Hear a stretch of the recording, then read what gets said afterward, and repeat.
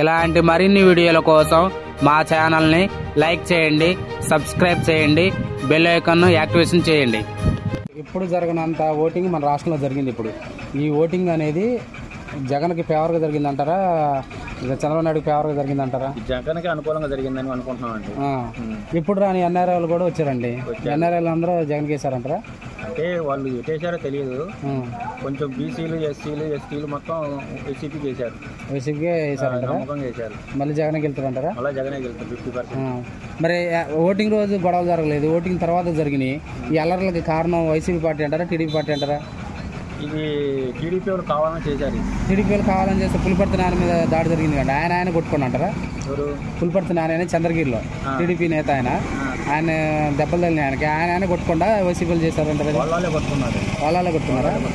అల్లర్ల main కారణం వాళ్ళే. Election commission కూడా సీరియస్ అయింది. భయంతో కావాలని అట్లా వాళ్ళే క్రియేట్ చేసుకున్నారు. ఎలక్షన్ కమిషన్ కూడా సీరియస్ అయింది, అధికారులను కూడా సస్పెండ్ చేసింది. శాంతి భద్రతలు సరిగ్గా లేవని. అంటే ఇది బీజేపీ కేంద్ర బలగాలను తెప్పించింది కదా, దాని అండ చూసుకొని వీళ్ళు తెచ్చిపోయారు. ఇది టీడీపీ వైసీపీకి సంబంధం లేదంట. వైసీపీకి సంబంధం లేదు. చాలా మంది జగన్ ఓడిపోతారని భయం తగిలింది, అందుకనే కుట్రలు మొదలు పెట్టారు. అది వాళ్ళ అపోహ. వాళ్ళ అపోహ. జగన్కి వెళ్తారా? జగనే వెళ్తారు, 100% జగనే వెళ్తారు. ఎందుకని అంటారు? పథకాలు మంచిగా పెట్టినా? పథకాలు జనాల దగ్గరకు వచ్చినాయండి. వాళ్ళు సూపర్ 6 పెట్టినా జనాలకు అద్దుకోలేదు. సూపర్ 6 మహిళలకి ఉచిత బస్సు అని, గ్యాస్ బండ్లు అని, పింఛను 4,000 అన్నారు. జనాల దగ్గరికి పోవాలి.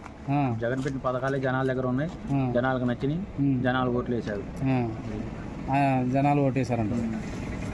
మొత్తానికి ఇన్ని సీట్లతో బయటపడచ్చు. నిన్న కూడా చెప్తుండే 150 పైగా వస్తాయి నాకు అంటాడు. 100, 120, 130 పక్క మళ్ళీ జగన్ సీఎం అవుతుంది. జగనే సీఎం. చాలా మంది మళ్ళీ జగన్ సీఎం అవుతే రాష్ట్రం ఇంకా ఉండదు, అదలకొదలం అయింది, ఇప్పటికే రౌడీ రాజ్యం అయింది అంటున్నారు ప్రతిపక్షాలు. అపోహ అంటారు. ఎట్టిన వాళ్ళు ఏదో చెప్తారు. మంచిగా ఉందా మీ ఊళ్ళో వాతావరణం? గొడవలు కానీ ఏం జరగలేదు? 12 వార్డులు వైసీపీ గెలిచింది. 12 వార్డులు వైసీపీ గెలిచింది.